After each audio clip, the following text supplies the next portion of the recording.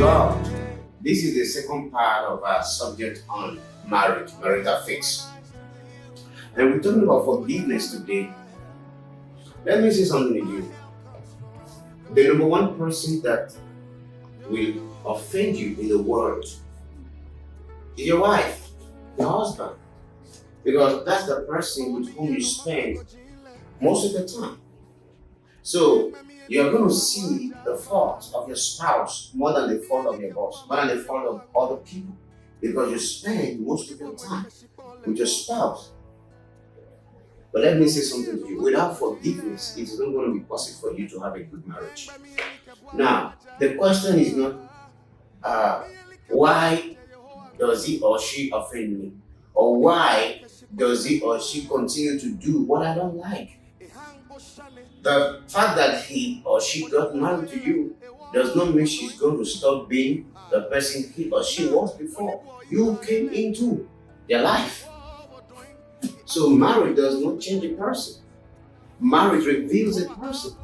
So your spouse, will offend you. And through his offenses and wrongs, you will get to know his personality. You will get to know her personality. So you need to forgive. If you do not forgive your spouse, there is no way you're going to have peace with them. The Bible tells us in Hebrews 12, it says, follow peace with all men in holiness, without which no man shall see God. But let me tell you, the key of peace is forgiveness.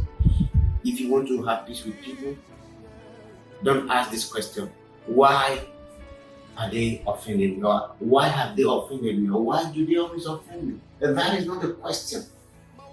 The question is, are you willing to forgive? If you forgive your spouse, beloved, I know that you will have a good marriage.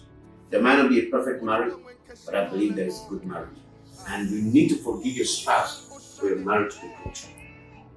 Then after forgiveness, let's talk about communication.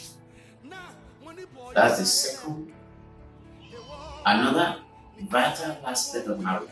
You have to communicate with your spouse about everything. When you are happy, express your joy with him or her.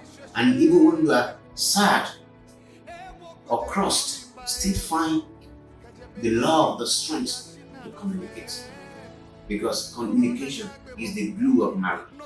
It is the power that keeps marriage together, especially through hard times, especially through trials, and when spouses are at loggerheads, when they have diverse opinion, they need to communicate so that in case they cannot agree with themselves totally, at least through communication they can try to compromise and find a middle ground, which is called a common ground for their own peace.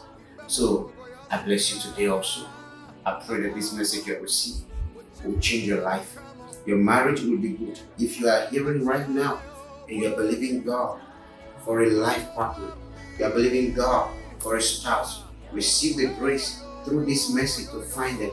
And if your marriage was going through any kind of contrary situation, the peace of God has come there to give you. In Jesus' name. Amen.